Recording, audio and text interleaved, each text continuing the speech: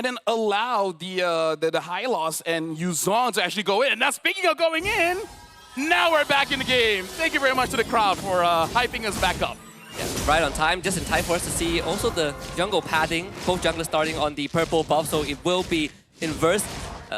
With that being said, as much as we did talk about solutions to dealing with the Uranus, but there are also solutions to dealing with the Selena, right? And that's also trying to get the game as ahead as possible, but right off the bat, Sakai is making a very, very devious rotation, instantly taking that beetle away after the purple. Yeah, and it looks like they haven't seen this just yet. Yum's taking a lot of damage, same as Runway. The Runaway, Revitalize, let's keep him alive for just a little bit, but Stormy, once the kill, couldn't find it, and Kesa on top of him, first blood for the jungler of Iran. They do lose Runaway eventually, but Kesa is the one that cashes out with more gold. And Sakai can't really stick around for any longer. And that's the opening that we won. Very explosive from both sides.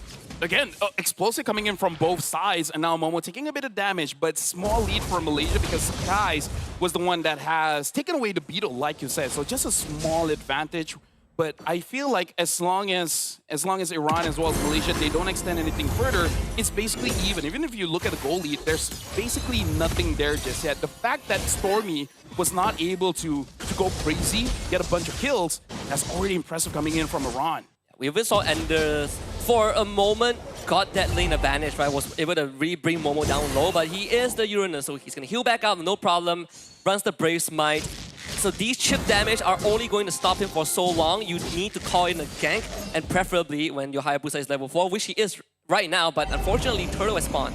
But Iran, they need to slow it down just a little bit. Okay, now Lucian does have level 4. He has the Yin Yang overturn, so now they can actually fight it out. But as I say that, Kesa, his HP has been dropped down quite a bit, so it looks like both teams, they're not going to be contesting the turtle just yet, making sure that they do their due diligence, get the buff, get your levels in, and then actually contest. Lucian, is if he has a big Yin Yang overturn, Iran could actually win this turtle fight. Because of Sakai's earlier pathing, that means Kesa has an XP advantage, right? Because he gets to get his purple buff, but Sakai is forced to stick around, though Kesa lost more than half his health. Mountain Shocker gets used. The Quad Shadow's also out for Kesa. Black Dragon form to the backline. They gotta make a choice. Two-man Petrify into your Yin-Yang overturn. Iran takes out Sakai, and this should allow Kesa to get the turtle. Not a problem at all. Momo on the run, and they drop the carpet. Run away, make sure that his team gets out. And this is what we say. This is why the draft coming in from Iran is very scary. And we talk about this before we even started the game. Decisiveness. How decisive can you be in the calls around the turtle, around the Lord? And Iran was decisive. They had the right heroes to actually go straight on to Yi Sun-shin. And Sky's paid for that. Yeah. He died, Malaysia lost the turtle, and now Iran has the advantage in terms of kills, the turtle, and gold. And a lot of times the game of Mobile Legends is really decided on the most incremental, the most minuscule of things. And we talk about the early rotation from Sakai, right? That didn't end up paying off, and sure, he got a kill, he stole a beetle away, but he fell behind in experience because he couldn't interact with his purple buff. Iran is now just shy of 1,000 go ahead. They use the turtle board, vision reveal. Enders is really absorbing a ton of pressure. He's forced Stormy and Sakai's here, and this is the third time they've done that visit. And Sakai's barely gets out, Runaway's carpet a bit late, and finally Malaysia gets something in return. Able to get Enders here. But so far, I gotta say, Runway on this high loss has been absorbing the pressure that Stormy is trying to instill on the team, almost forgetting how much punishment the high loss can really take, making it so that Stormy is not able to move around the map as comfortably as he wants. Now, this is going to be the deciding factor here. The upcoming turtle, speaking of which, Enders gets ganked again. Momo, his flicker is 10 seconds away, and Enders gladly takes the fight. Black Dragon Form was used very, very early, so he's not going to have that for the next turtle fight, which is up in 20 seconds, and that's going to put Malaysia in a slightly more comfortable position. Yeah. The only question is, what are you going to go for? Malaysia, do you actually want to fight, as in like get the kills, or do you want to contest for that turtle? Because I kind of feel like the threat, in case Iran is able to extend the fight, Lolio is fighting his Bullet. Great taunt from Yums, and Fullet will have to flicker out of that. Darkling also used by Lolio. I feel like that's probably a net positive for Fullet, right? You get two members of Team Malaysia on you, and at the cost of your flickers, not too big of a deal, but since Lolio had to use the Darkened form, so he's not going to have that burst damage to solo kill you afterwards. As Turtle spawns, Sakai works on the case. Yeah, it looks like both gold laners will not be rotating towards the turtle. Stormy does have that talisman now. Looking at a turtle, below half HP. Kesa Runaway is there. And right now he uses the quad shadow. Skies gets it. The taunt also helps the guys out for the objective. Runaway would just have to use the carpet to get out of that. The glorious pathway, not that glorious in that situation. Again, we did talk about Ender's not having the Black Dragon form, so it's pretty hard to interact with Malaysia in that situation. Iran, though, not taking any losses, and I think that's good enough, right? You know when to really fall back and not give Malaysia more than they have gotten. And that's translation to the bottom lane, and let's see what Iran wants to do about this. That is very important in competition, not to get too excited where you start making mistakes.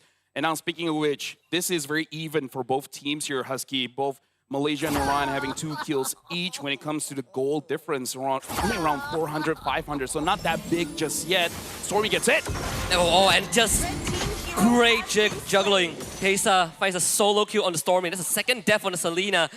And one of the cons about this hero, for all the pros that she provides, is that she's pretty slow on the income, right? Not the best at clearing waves, not the best at earning gold. If she falls behind too much, she becomes a secondary support for the team.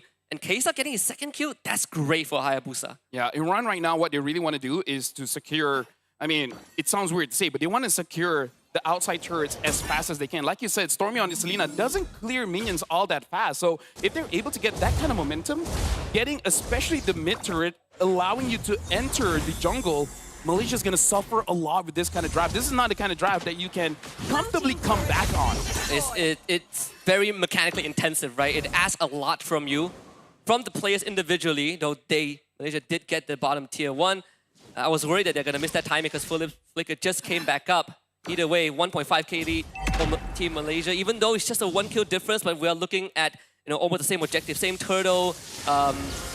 What Malaysia has is just, in terms of getting more objectives, run away, bursted down by Sekais. He was going to eat up damage, the overturn comes through, Yums gets out with the AOG. Malaysia looks to disengage, Black Dragon form from Ender's Kesa from the back, Loli Yao flickers away, but not enough to stay alive, and Fulim now gets to do a bit of damage. Sekais though cuts right through them, and Momo shows up. Sekais, can you win this against Fulim? Of course he can with the help of Momo. 4 down on Iran, and Enders is the only one left standing, and he is forced to run. At least we can say that both teams are not shy from a fight. And now Stormy wants to go in. Ender's able to get some HP from the shot residue. And now Malaysia having 2,000 gold advantage, able to turn things around. And I feel like one of the factors is Enders was not able to fully utilize the Black Dragon form by getting as much people as he wanted with the Furious Dive, as well as he went in with half HP. So I feel like it could have been a lot better coming in from Iran. They forced it out a little bit, but you can see it could definitely have worked out in their favor. And Enders continues to receive pressure from Team Malaysia. They really want that top tier 1 and eventually will get it. Early on, I did say it comes down to the most minute of details. Fulip didn't have Zaman Force in that fight because he used it earlier on when Yunus was putting pressure as they were taking that bottom tier 1. Had he had the Zaman Force, that would have been a win. But maybe Stormy would be the exchange. Just have to flicker though. So Stormy gets out, 3.5k lead for Team Malaysia. And the pressure is now on. Mountain Shocker gets used, mid-wave gets cleared up, but the jungle taken over by Malaysia. At around 8 minutes here, it's really all about resource management because you want to make sure that you get all turtles and looks like AOG doesn't hit anyone. Runaway will forced to hold the front. Abyssal Arrow connects onto Enders. Not a problem there. The damage dealers from Malaysia aren't really in position.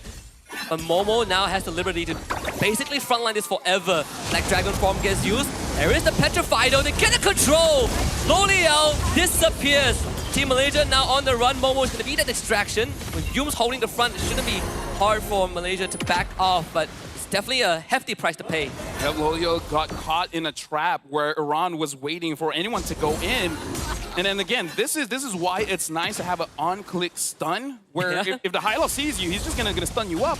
And then as a mage, you don't have a lot of HP, right? You don't need everything from Iran to take it down. But the thing is, at least Lolio is alive for the upcoming lore. This is, I would say the first lore isn't super oppressive, but still, in a very high-stakes tournament like this is going to be very, very important. So both teams, they got to make sure that the battle spells is up, the ult is up. I would say especially for Iran, because between both teams, I feel like Iran is more ult-dependent compared to Team Malaysia. I agree. So the one thing that they could bank on as well is there are no Purifies on Team Malaysia, so all of your crowd control is going to connect as long as you land them. Run away, you can't run away from this one. Loliel finds his revenge. And Momo does what he does best on his Uranus, just hold back the front. Maybe Kesa can find a cheeky angle. He does see Loliel. Brilliance. It's gonna disjoint that completely, so no more shadow kill. And Malaysia has full control, but Yums once more. AOG superhero landing into a follow-up from Stormy. And they finally get the Furious Die Petrify into the Black Dragon, but Enders can't really do too much with the Mountain Bolt crashing in. So guys, he's just gonna clean up shop and traceless away. Malaysia finds 3.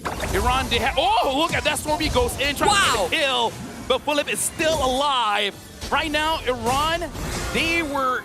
Like, Runaway already died, and the fact that they tried to fight still was very, very dangerous, especially coming in from Kesa. He is one of the main damage dealers of the team. He has to choose his targets correctly. I feel like if he got onto Skies, it would have been worth it to expand your OT Shadow kill. Speaking of which, Runaway, he might get caught again here, but able to get away with the use of the ult. So no fight is going to go through. Malaysia secures the Lord.